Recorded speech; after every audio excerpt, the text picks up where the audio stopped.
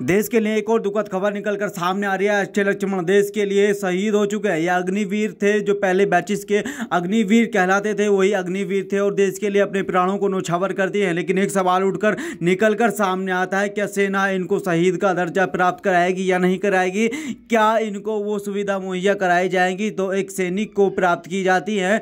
सैनिक को क्या वो भत्ते प्राप्त किए जाएंगे सैनिक के परिवार को, जो अनेक सैनिकों को प्राप्त किए जाते हैं? इसी के चलते हुए सियासी घमासान भी बढ़ता हुआ नजर आ रहा है और लगातार राहुल गांधी के ट्वीट के जरिए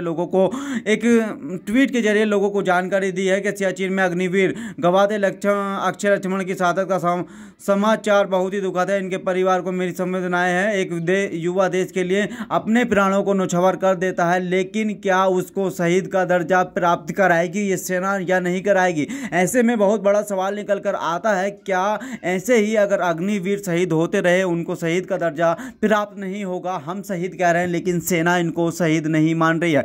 ऐसे ही यदि सैनिक शहीद होते हुए नजर आएंगे, क्या अग्निवीर में अपने सपूत को कोई भेजना चाहेगा? बिल्कुल नहीं भेजना चाहेगा, क्योंकि ऐसे ही लगातार यदि सैनिक गंभीर समस्याओं से झेलते हुए, यदि देश के लिए लड़ते हुए अपने प्राणों की बलि दे देंगे, यदि उनको देश का तिरंगा नहीं मिलेगा तो कैसे कोई अपने सपूत को देश के बॉर्डर पर देश की सुरक्षा के लिए भेज सकता है? ये बहुत ही बड़ा सवाल है। यदि आप भी सोए हुए हैं तो जागने की जरूरत है और सरकार से सवाल करने की जरूरत है। यदि देश का सैनिक सर्वोच्च बलिदान के लिए अपने प्राण को न्यौछावर कर देता है इस देश की मिट्टी के लिए, रक्षा के लिए, क्या उसको देश का बलिदान का सर्वोच्च उसको मिलना चाहिए? नहीं मिलना चाहिए। आपको तस्वीरों में दिख रहा होगा।